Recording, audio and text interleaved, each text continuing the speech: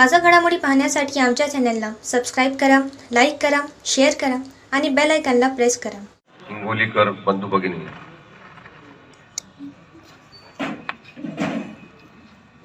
मी तोष्णीवाल साहेबांना विचारलं कोणाकोणाचे नावं घ्यायचे, कोण कोण आपल्या आयोजनामध्ये मदत करणारे आहेत. तर त्यांनी सांगितलं की समस्त हिंगोलीकर एवढाच उल्लेख करा, कोणाचे नावं घेऊ नका.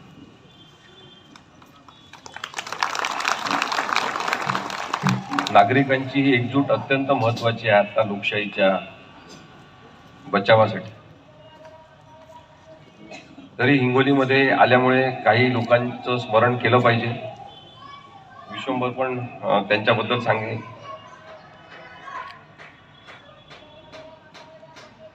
खासदार राजीव सातव आमचे मित्र होते आणि खूपदा त्यांच्यासोबत संपर्क आला. कॉलेजमध्ये आम्ही एकत्र होतो. त्यानंतर जेव्हा कृषी संदर्भात एखादा कायदा करावा असं मी राजीव सातव यांच्याशी बोलत होतो, तेव्हा राजीवचे मुलं पुण्यात शिकत असल्यामुळे त्याचं नेहमीच पुण्यात येणं व्हायचं. तेव्हा आमच्या ऑफिसला बसून आम्ही चर्चा करून एक कृषी संदर्भातला कायदा तयार करायचा असं ठरवलं आणि तो कायदा आम्ही चर्चा करून ड्राफ्ट केला. त्याच्यामध्ये माझा महत्वाचा दृष्टिकोन हा होता की जो शेतकरी सगळ्यांचं पालन करत आहे त्या शेतकऱ्याला न्यायालयात उभं राहायला नाही. त्या शेतकऱ्याला न्यायाची वाट पाहत लाईनमध्ये उभं करायचं नाही, त्याला लगेच न्याय मिळाला पाहिजे. आणि अशा प्रकारचा एक कायदा आम्ही केला की शेतकऱ्यांसाठीचं एक सेपरेट वेगळं न्यायालय असलं पाहिजे. तो कायदा राजीव सातव यांनी प्रायव्हेट मेंबर बिल म्हणून मांडला सुद्धा, पण त्याच्यानंतर तेव्हाच्या लोकसभेचा कार्यकाळ संपला.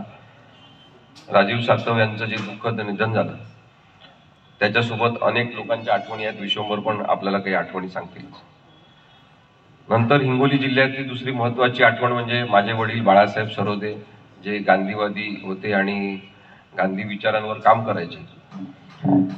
त्यांचे मार्गदर्शक आणि आमच्या घरी सुद्धा अनेकदा येऊन राहून गेलेले गंगाप्रसादजी अग्रवाल यांची आठवण मला मुद्दाम केली पाहिजे.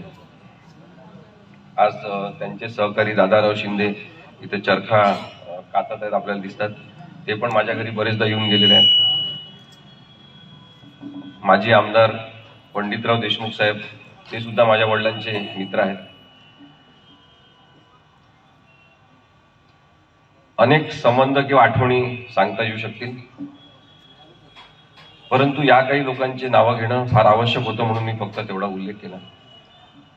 आपण सगळेजण ज्या भावनेने आज एकत्र इथे जमलेलो आहोत तो विषय अत्यंत गंभीर स्वरूपाचा आहे. हिंसा, भीती आणि दडपशाही या तीन गोष्टींवर आधारित सत्ता जी 2014 पासून अस्तित्वात आलेली आहे त्याच्या विरोधी एक संघटित आवाज म्हणून आज आपण सगळेजण जमल्या, त्याबद्दल मी आपलं अभिनंदन करतो.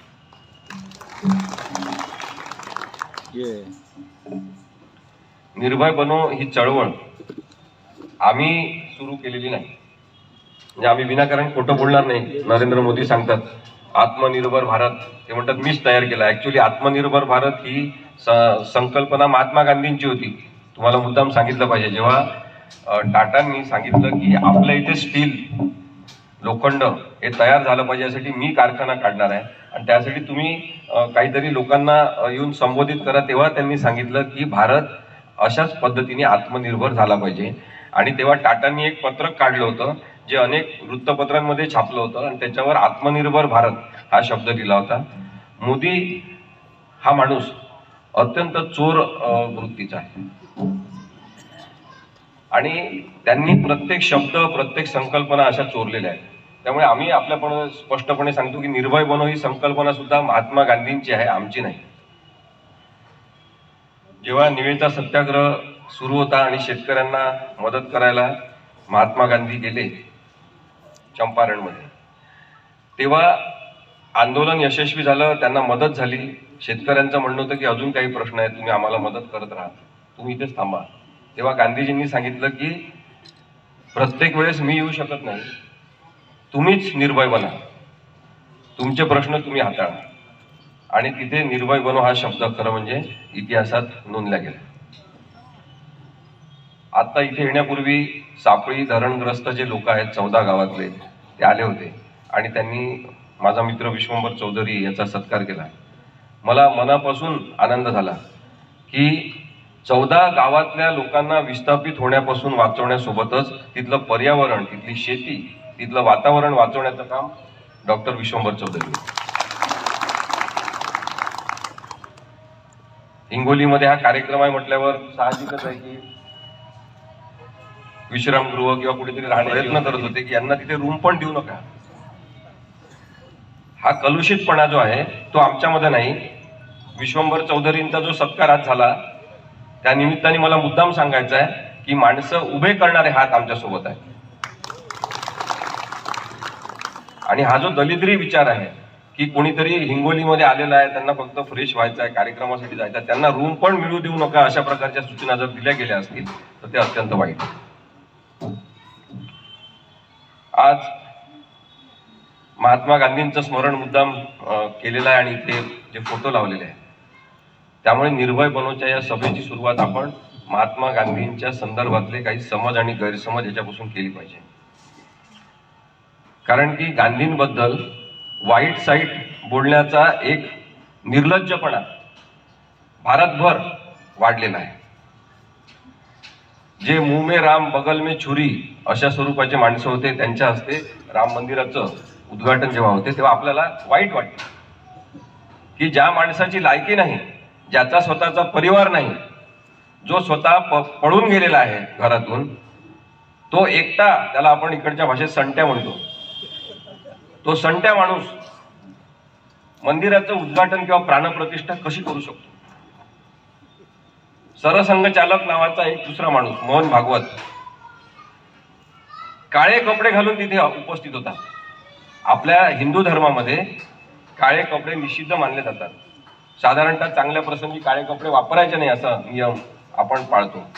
मी काही अंधश्रद्धा पाळतो म्हणून हे तुम्हाला सांगत नाही, पण ते पाळतात, ते संस्कृती म्हणतात, ते धर्म म्हणतात, आमची अशी अशी संस्कृती असं सांगतात. मग ते काळे कपडे घालून तिथं का गेले हा प्रश्न आपण विचारला पाहिजे. धर्माचं जे दुकान यांनी लावलेलं आहे त्याचा एक शॉपिंग मॉल मोठ्या स्वरूपाचा राम मंदिराच्या निमित्ताने उघडण्यात आलेला आहे.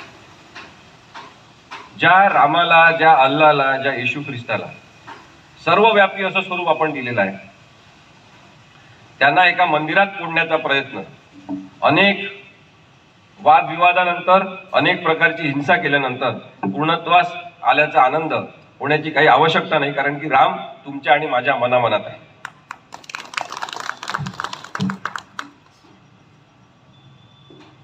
मी खेड्यात वाढलो, जिल्हा परिषदच्या शाळेत शिकलो आणि मी पाहिलेलं आहे की समोरून येणारा एखादा मुस्लिम माणूस असायचा, हिंदू असायचा, दलित असायचा, वेगवेगळ्या जाती धर्माचे लोक असायचे. आमच्या गावाच्या तिथे असा उतार होता आणि गावाच्या मेन रस्त्यावर येण्यासाठी चढून असं यावं लागायचं.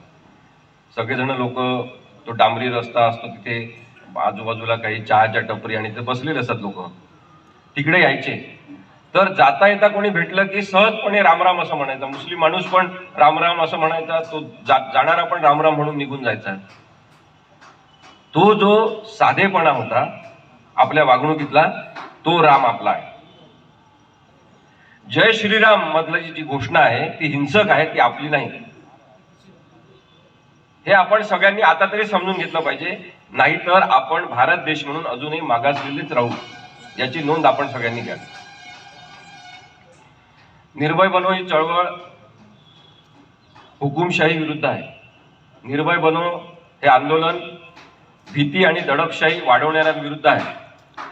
आणि सध्या भारताचे भय निर्माण करणारे आणि दहशतवाद निर्माण करणारे दोन चेहरे म्हणजे नरेंद्र मोदी आणि अमित शहा आहेत आणि महाराष्ट्रामध्ये देवेंद्र फडणवीस आहेत. त्यामुळे आम्ही त्यांच्या विरुद्ध आहोत. ही चळवळ काही या चेहऱ्यांविरुद्ध नाही, या व्यक्तींविरुद्ध नाही.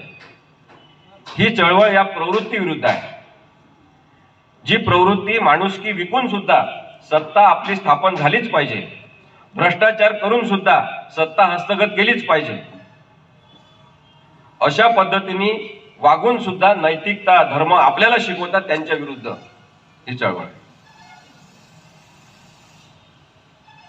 आपण या देशामध्ये रामराम मधला जो साधेपणातला राम आहे इथपासून तर पाया पडण्याचं नाटक करून महात्मा गांधींना गोळ्या झाडणाऱ्या नथुराम पर्यंत आपण जो काळ सरकताना पाहिलेला आहे त्याच्यामधली हिंसा आपण लक्षात घेतली पाहिजे. आणि ती हिंसा आपली संस्कृती नाही आपल्या आपोआप लक्षात येईल. यांच्यातले बरेच जण नथुरामचे गोडवे घातात. यांच्यातले बरेच जण मुद्दामून आज गांधींची जेव्हा पुण्यतिथी असते किंवा जयंती असते तेव्हा गांधींचा पुतळा नकली तयार करून त्याला गोळीबार करताना आणि तो पुतळा असा धारातीर्थी पडताना अशा प्रकारचे व्हिडिओ काढतात आणि पोस्ट करतात. त्यांना अटक होत नाही. पण नरेंद्र मोदीचा खोटेपणा किंवा खोटारडेपणा जो कोणी सांगत असेल, एखादा कवी त्याच्यावर कविता लिहित असेल, एखादा माणूस त्याच्यावर व्यंगचित्र काढत असेल तर त्यांना मात्र हे सरकार अटक करतं. अभिव्यक्ती स्वातंत्र्य यांना मान्यच नाही सुरुवातीपासून, हे आपण समजून घेतलं पाहिजे. कारण यांचा संवादावर विश्वास नाही.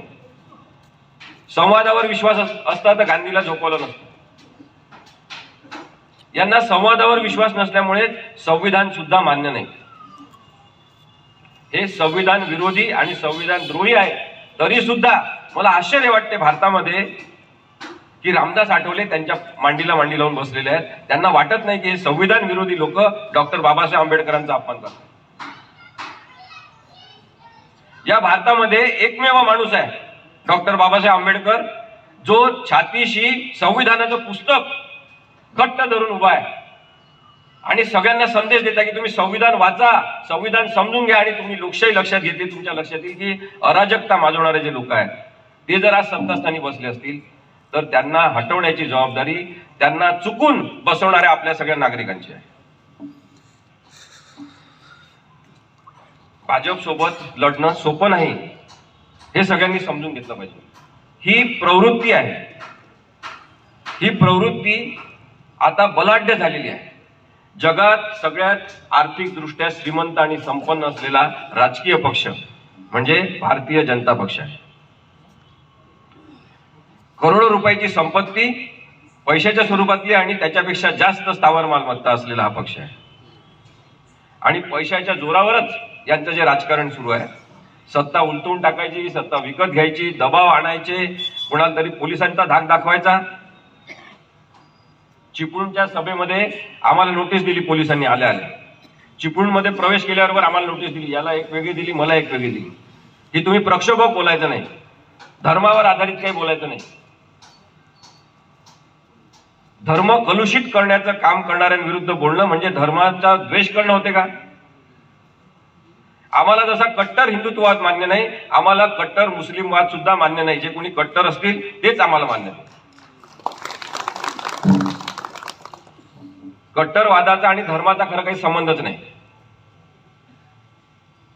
प्रक्षोभक तुम्ही बोलायचं नाही. कोण प्रक्षोभक बोलतात? सगळ्यात जास्त प्रक्षोभक बोलणारे कोणाही शोधलं तुम्ही तर सगळ्यात जास्त प्रक्षोभक बोलणारे भारतीय जनता पक्षाचे नेते आहेत. सगळ्यात जास्त अभिव्यक्ती स्वातंत्र्याचा गैरवापर केलेले भारतीय जनता पक्षाचे नेते आहेत आणि राजकीय नेते आहेत. तरी पण आम्हाला नोटीस दिली जाते. विश्वंभरने त्या दिवशी सांगितलं की आम्हाला भीती दाखवण्याचे जे काही प्रयत्न होत आहेत सगळीकडेच आहेत. काही दिवसांनी अटक करण्यासाठी पण काहीतरी कारण शोधतील. त्या दिवशी पोलीस कॅमेरे वगैरे लावून व्हिडिओ शूटिंग करत होते. अनेक ठिकाणी तसं करतात की यांच्या बोलण्यात कुठे काही चूक होते का? आता मी नरेंद्र मोदीचं नाव घेऊन बोलतोय, मी अमित शहाचं नाव घेऊन बोलतोय, टाका माझ्यावर केस. मी जर नरेंद्र मोदींच्या प्रवृत्तीचं विश्लेषण करतो आहे, मी जर अमित शहा नावाच्या वाईट प्रवृत्तीच्या माणसाचं विश्लेषण करतो आहे जो केवळ सरदार पटेलांसारखं टक्कल पडलेलं असल्यामुळे स्वतःला सरदार पटेल समजतो, त्याच्यामध्ये त्या माणसांच्या पदाची बदनामी आपण करत नाही. लक्षात घ्या. तुम्हाला जी भीती दाखवली जाते की पंतप्रधान पदाची अप्रतिष्ठा करायची नाही, आपण पंतप्रधान पदाची मुळीच अप्रतिष्ठा करत नाही. आपलं स्पष्ट मत आहे पंतप्रधान पदावर बसलेला माणूस पंतप्रधान पदाची गरिमा आणि शान नष्ट करतात, त्याच्यामुळे त्याच्याबद्दल आम्ही बोलणार.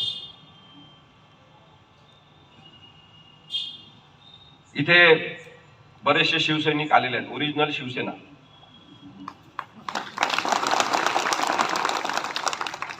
काँग्रेसचे आहेत लोक, काँग्रेस एकमेव पक्ष आहे सध्या जे ते अजून फोडू शकलेले नाही. ओरिजिनल राष्ट्रवादीचे काय आले का मला माहित नाही, आहेत. सगळ्यांसोबत आम्ही आहे. वंचित बहुजन आघाडी असतील, आप पक्षाचे लोक असतील, जे कोणी इंडिया आघाडीचे घटक आहेत त्यांच्यासोबत आम्ही सध्या आहे. पण आम्ही याचा अर्थ कोणत्याही राजकीय पक्षाचे सदस्य नाही. आम्ही नागरिक म्हणून यांच्यासोबत आहोत. आणि नागरिकांचीच भूमिका आता महत्वाची असली पाहिजे असं आम्हाला वाटतं. मी ऐकलं इथल्या बऱ्याचशा शिवसैनिकांना धमक्या दिल्या गेलेल्या आहेत की तुम्हाला तडीपार करू. आता सगळ्यांनी या सभेनिमित्त ठरवा की यांना राजकारणातून तडीपार करायचं. सतत पोलिसांचा गैरवापर करण्यामध्ये माहीर असलेले लोक, कायद्याचा आणि यंत्रणांचा गैरवापर करणारे लोक न्याय नावाची गोष्ट उद्ध्वस्त करत आहेत, हे तुम्ही समजून घेतलं पाहिजे. भाजप सोबत लढण्यासाठीची आर्थिक ताकद आपल्या कोणाकडे नाही, एकाही राजकीय पक्षामध्ये सध्या नाही, हे मान्य केलं पाहिजे. पण तरी आणखी 2-3 गोष्टी आहेत ज्याच्यामध्ये यांच्याजवळ किती पैसा असला तरी यांना नेस्तनाबूत करता येते, यांना जमिनीवर लोळवता येणार आहे. हे दुसरं शस्त्र यांचं आहे, धर्मांधता. आपण धर्मांधच झालो नाही, धर्माच्या नावाने आपण पेटलोच नाही. आणि म्हणून मगाशी मी विश्वंभर चौधरींचं उदाहरण दिलं की माणसं उभे करणारे हात आपण शोधले पाहिजे. आपण भीती दाखवून माणसं उभे करू शकत नाही, आपण प्रेमाने माणसं उभे करू शकतो. आणि त्यामुळे आपण सगळे प्रेमाचा विचार आपण केला पाहिजे. ते राहुल गांधी म्हणतात ना, मोहब्बत की दुकान म्हणे लगाई. आपल्याला तसंच प्रेमपूर्वक वागलं पाहिजे आणि तरच भीतीशी आपला सामना होऊ शकतो, धर्मांधतेशी होऊ शकतो. दुसरी यांची शक्ती आहे ती भीती, जी यंत्रणांच्या मध्ये आहे. जसं त्या पोपटाचा जीव होता ना, आपल्या गोष्टीतला पंचतंत्र मधल्या पोपटाच्या याच्यामध्ये जीव होता त्या राजाचा, तसंच यांचा जीव हा यंत्रणांमध्ये आहे. त्या यंत्रणा आहेत ED, CBI, narcotics control bureau, income tax department. आणि आता त्यांनी आवश्यकतेप्रमाणे आपल्यासोबत काही न्यायाधीशांना सुद्धा फितूर केलेला आहे, काही हिरो हिरोईन आणि अभिनेत्यांना सुद्धा फितूर केलेला आहे आणि पाळीव तयार केलेले आहेत प्राणीसारखे. त्या सगळ्यांशी आपला सामना आहे. आणि तो नागरिक म्हणून करत असताना आपण संघटन आपलं काय आहे ते महत्वाचं म्हणून समजलं पाहिजे. डॉक्टर आंबेडकरांनी सांगितलं होतं, शिका, संघटित व्हा, संघर्ष करा. आंबेडकरी चळवळीतल्या बऱ्याच जणांनी उलट केलं, डायरेक्ट संघर्ष सुरू केला. शिकणं दूर, संघटित होणं चांगल्या दृष्टीने दूर. आपण चांगल्या दृष्टीने संघटित झालं पाहिजे आणि तर आपण संघर्ष उभा करू शकतो. आणि तो सुशिक्षित माणसांनी सुरू केला पाहिजे. याचा अर्थ जे शिकलेले नाही त्यांनी काहीच करायचं नाही किंवा ते काही कामाचे नाही असं नाही. माझे आजोबा सुद्धा शिकलेले नव्हते, पण त्यांची जी जीवनदृष्टी असते, सामान्य बुद्धिमत्ता असते, न शिकलेल्या माणसाची विवेक बुद्धी असते, ती सुद्धा अत्यंत महत्वाची आहे. सगळेच जण न शिकलेले काही नरेंद्र मोदी सारखे खोटारडे नसतात. आपण या सगळ्या गोष्टींचा विचार केला तर कुटील राजकारणाला आपल्याला हरवायचं असेल तर आपल्याला संघटित व्हावं लागेल. आणि त्याचा उद्देश हा अत्यंत शुद्ध असला पाहिजे. जो महात्मा गांधींनी सांगितला होता की प्रत्येक आंदोलनाचा उद्देश शुद्ध असला पाहिजे. आणि सध्या तो शुद्ध उद्देश एवढाच आहे की आपण लोकशाही वाचवायची आहे, आपल्याला संविधानाचा बचाव करायचा. भीती आणि दडपशाहीची यांची उदाहरणं सगळीकडे जागोजागी आपल्याला दिसतात. ईडी जी कोणाला माहित नव्हती, त्या ईडीचा इतका मोठा गैरवापर यांनी सुरू केलेला. एक वकील म्हणून मी बऱ्याच केसेस पाहू शकतो, कागदपत्र पाहिलेले असल्यामुळे पण, की ईडीचा प्रचंड गैरवापर हे करत आहे. एकनाथ खडसे यांच्या विरुद्ध केस होती, त्याच्यामध्ये मी त्यांच्या विरुद्ध होतो खरं म्हणजे. जी केस साधी अँटी करप्शन ब्युरोची असते, भ्रष्टाचाराची केस असते, ती ओढून ताणून ईडीच्या अखत्यारीत आणली जाते. 2016 मध्ये जो भ्रष्टाचार झाला, त्या भ्रष्टाचाराच्या संदर्भात आपलंच सरकार असल्यामुळे, आपलाच माणूस असल्यामुळे, तेव्हा ते बीजेपी मध्ये होते, कोणतीही कारवाई करायची नाही. इव्हन क्लोजर अहवाल म्हणजे ती केस संपुष्ट राहणार, त्याच्यामध्ये काही अर्थ नाही, अशा प्रकारचे पोलिसांचे अहवाल दाखल केले गेले. परंतु जेव्हा एकनाथ खडसेंना त्यांच्या पक्षामध्ये प्रचंड त्रास देण्यात आला की हा बहुजन समाजाचा माणूस नको आपल्याला, कारण की देवेंद्र फडणवीस यांना मोठं व्हायचं आहे, म्हणून त्यांनी त्याचा छळ करणं सुरू केलं आणि त्या छळाला कंटाळून शेवटी एकनाथ खडसे हे राष्ट्रवादीमध्ये गेले. 2018 मध्ये मला वाटते केव्हा तरी ते राष्ट्रवादीमध्ये 2018-19 असेल. ज्या क्षणी ते राष्ट्रवादीत गेले त्या क्षणी त्यांच्यावर ईडीची कारवाई सुरू झाली. मग आता साधा प्रश्न आपण सगळ्यांनी विचारला पाहिजे की जर 2016 मध्ये तुम्ही मुख्यमंत्री होते, जर 2016 मध्ये झालेला घोटाळा उघड झालेला होता, तेव्हा तुम्ही त्यांच्यावर ईडी का लावली नाही? ईडीच्या ज्या कोणत्या केसेस लावलेल्या आहेत त्याच्यामध्ये कन्व्हिक्शन रेट हा 0.055% इतकाच आहे. ज्या ज्या लोकांवर ईडीच्या केसेस झाल्या आणि ज्यांनी एकनाथ शिंदे सोबत जे गेले, भाजपमध्ये जे गेले, ते सगळे पवित्र झाले, त्यांची कोणती चौकशी होत नाही. मग नारायण राणे पासून प्रताप सरनाईक पासून सगळेजण इथले पण जे कोणी खासदार वगैरे सगळे गेलेले आहेत ना, सगळ्यांचे घोटाळे आणि सगळ्यांचे फाईल त्यांच्याजवळ तयार असल्यामुळे कोणी त्यांच्या विरुद्ध हे लोक आवाज उठवू शकत नाही. आणि म्हणून नागरिक ज्यांनी मांडलिकत्व कोणाचं स्वीकारलेलं नाहीये ते आवाज उठवू शकतात. इथे एक रत्नाकर गुट्टे नावाचा आमदार आहे, त्याचे सगळे कागदपत्र मी स्वतः पाहिले. राम खाडे म्हणून तिथे एक माणूस आहे, तो माझ्याकडे बरेच कागदपत्र घेऊन आला, त्याला मी आणखी आणायला सांगितलं, त्यांनी आणखी कागदपत्र आणले. 1000 कोटीच्या वर घोटाळा, त्याचे सगळे डॉक्युमेंट्स, त्याची तक्रार आम्ही स्वतः ईडीच्या कार्यालयात नेऊन दिली, पुराव्यात सकट. अजूनही त्या माणसाला अरेस्ट केलेली नाही. शेवटी औरंगाबाद उच्च न्यायालयात केस केली तेव्हा एफआयआर दाखल केला, पण ईडीची चौकशी करायची की नाही केंद्र सरकारचा विषय असल्यामुळे ईडी त्याच्यामध्ये अजूनही हस्तक्षेप करत नाही. 1000 कोटी रुपयाच्या घोटाळ्याचे पुरावे असून सुद्धा. कारण काय? रत्नाकर गुट्टे हा माणूस भाजपमध्ये. अनिल देशमुख यांची सुद्धा केस तशीच आहे. माझ्या ऑफिसला ते आले होते, विश्वंभर मी, आम्ही दोघं जण त्यांच्यासोबत बसलो.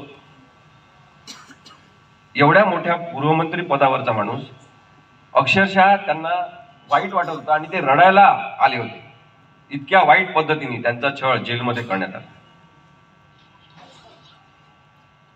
जो घोटाळा केलाच नाही त्याच्याबद्दलचे आरोप ठेवण्यात आले.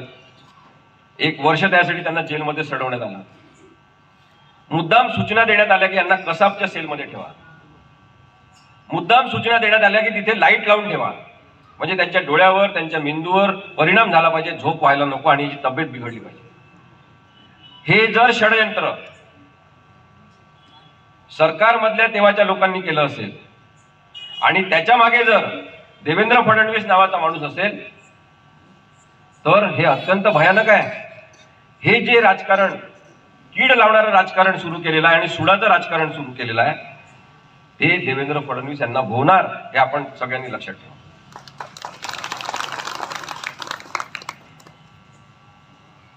सीबीआयचा तसाच त्यांनी गैरवापर केला.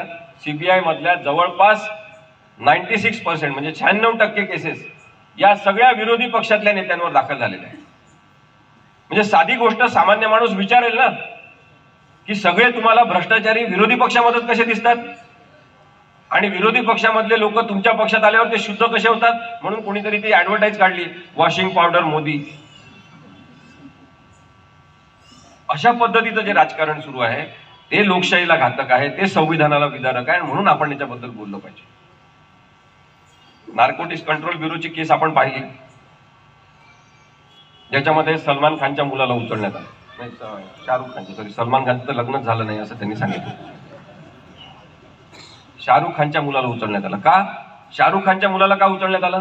कारण की शाहरुख खान हा केवळ हिरो नाही, केवळ ऍक्टर नाही, केवळ लिहिलेले डायलॉग म्हणणारा अभिनेता नाही, विचार करणारा माणूस आहे. आणि त्यांनी जेव्हा विचार केला की मला कोणाला सपोर्ट करायचा आहे, मला कोणतं वाक्य म्हणायचं आहे, आणि कोणी काही दबाव टाकल्यावर सुद्धा नकार दिला, तर मग शाहरुख खान बद्दलचा डूक धरण्यात आला. विषारी साप धरतात ना डूक, तसा.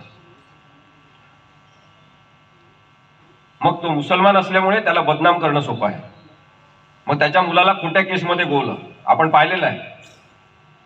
शेवटी जे अहवाल देण्यात आले की याच्याजवळ काहीच नव्हतं, याच्या अंगावरून काही सापडलं नाही, याच्या खिशातून काही सापडलं नाही, पण तेवढ्या काळामध्ये शाहरुख खानच्या मुलाला पूर्ण बदनाम करण्यात आलं. का? कारण की शाहरुख खान नरेंद्र मोदी सोबत संक्रांतीच्या वेळेस पतंग उडवायला ये म्हटल्यावर गेला नाही.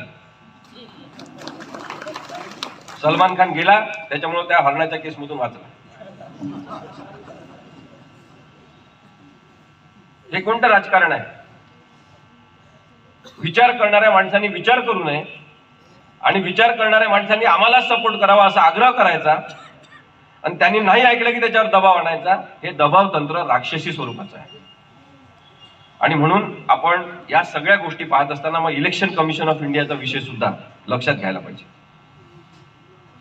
की सुप्रीम कोर्टाने सांगितलं इलेक्शन कमिशन ऑफ इंडिया हे तटस्थ असलं पाहिजे. फेअर अँड काय म्हणतात फ्री इलेक्शन्स, मुक्त वातावरणात निवडणुका झाल्या पाहिजे. हाच कायदा होता, हीच यंत्रणा होती, हेच नियम होते. माणूस वेगळा होता इलेक्शन कमिशन ऑफ इंडियाचा, त्याचं नाव होतं TN सेशन आणि त्यांनी पूर्ण भारताची इलेक्शन प्रणाली बदलण्याचा प्रयत्न केला. तुम्हाला सगळ्यांना माहित असेल, आधी असे टांगे फिरायचे, ऑटो रिक्षा फिरायचे आणि खूप जाहिराती इलेक्शनच्या वेळेस असायच्या. ते माईक भोंगे घेऊन फिरायचे आणि आपल्याला त्रास व्हायचा. कितीतरी जण तक्रारी करायचे, आमच्या मुलांच्या परीक्षा आहे, कोणी ऐकायचं नाही. भिंती रंगवल्या जायच्या, पैशाचे हिशोब ठेवले जायचे नाही. TN सेशन हा एकमेव माणूस ज्याचा इंटरव्ह्यू एका इंग्लिश न्यूजपेपरने घेतला, तेव्हा त्यांनी सांगितलं की मी दररोज, ते म्हणाले ब्रेकफास्टला तुम्ही काय खाता? त्यांनी सांगितलं मी दररोज ब्रेकफास्टला एक भारतातला नेता खातो. हे त्यांनी का म्हटलं? कारण की भ्रष्टाचार मला संपवायचा आहे असं ठरवून तो माणूस इलेक्शन कमिशन ऑफ इंडियाचा कारभार पाहतो. सुप्रीम कोर्टाने सांगितलं की इलेक्शन कमिशन ऑफ इंडियाच्या कमिशनरची, डेप्युटी कमिशनरची नेमणूक करत असताना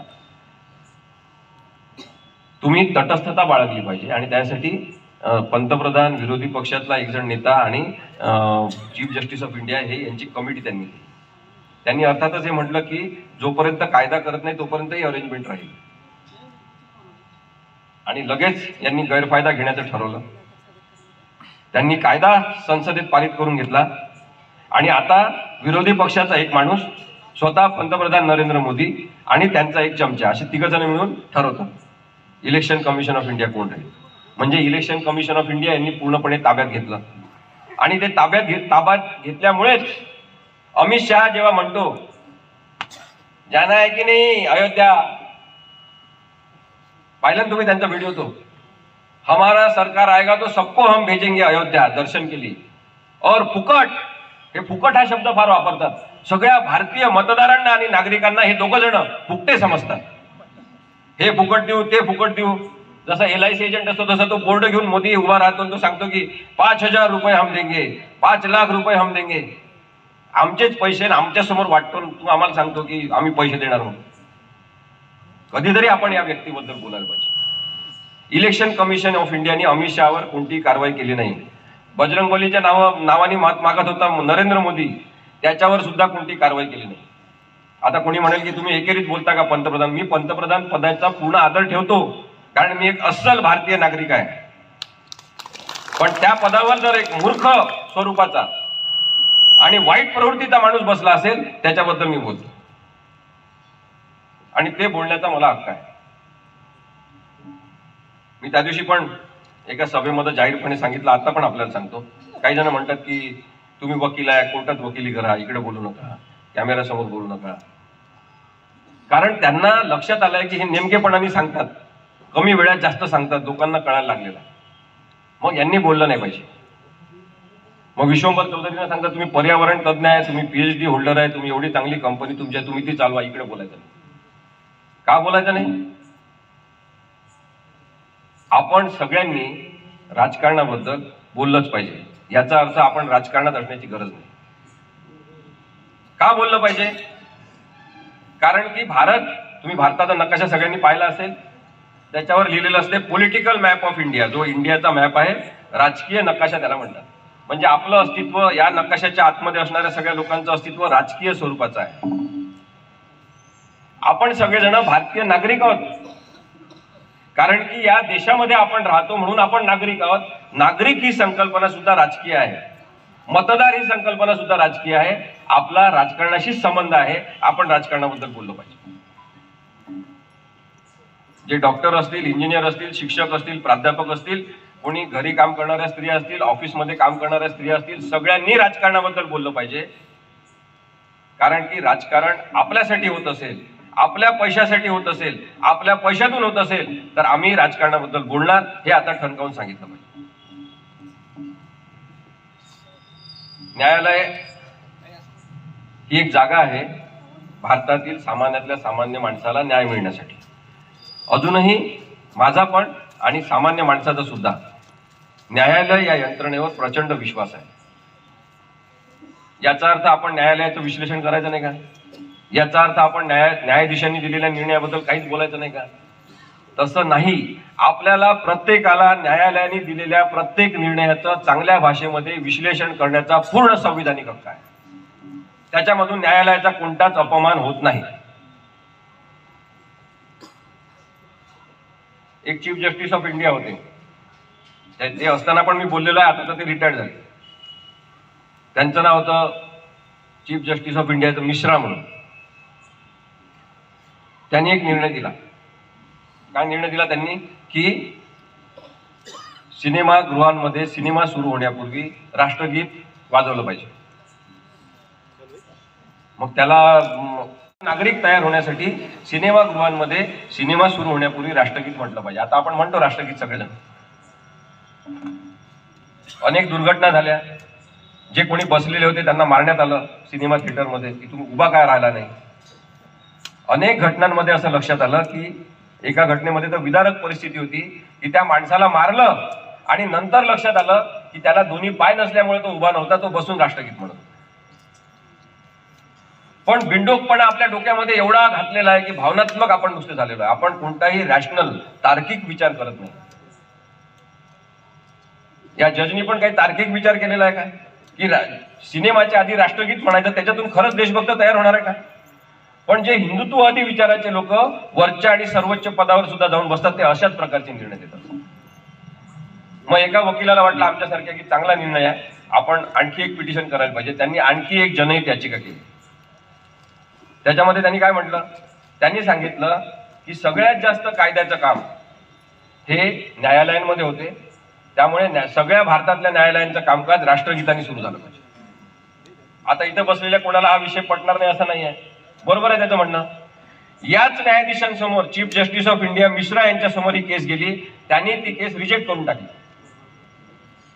हास्यास्पद प्रकार आहे, पण जे कट्टरवादी धर्मांध असतात ते कुठे जाऊन बसले तरी अशाच प्रकारे हास्यास्पद निर्णय देऊ शकतात. सिनेमा मनोरंजनासाठी आपण पाहायला जातो, तिथे राष्ट्रगीत म्हणायचं, आणि जिथे गंभीरतेने कायद्याचं काम होते तिथे राष्ट्रगीत नाही म्हणायचं. कोणता कायदा आहे आणि कोणत्या स्वरूपाची न्यायिक बुद्धी आहे, याचं विश्लेषण आपण केलं पाहिजे. मी आता जस्टिस मिश्रांचं सुद्धा नाव पण घेतलं. ते रिटायर्ड झालेले आहेत. आता त्यांचा जर अपमान मी केला असेल तर ते माझे. मी ज्या व्यक्तीला मतदान करतो त्या व्यक्तीला जोपर्यंत ते मत मिळत नाही, त्याच्यापर्यंत ते पोचत नाही, तोपर्यंत मतदानाची प्रक्रिया पूर्ण झालेली नाही. मी ईव्हीएमच्या मशीनमध्ये मत टाकलं, मला तिथे दिसलं की डिस्प्ले झालं की या माणसाला तुमचं मत गेलं. याचा अर्थ त्याच माणसाला ते गेलं का हे पाहण्याचा किंवा हे संशोधन करण्याचा आणि विचारण्याचा मला हक्क आहे. मग आम्ही त्यांना दुसरा उपाय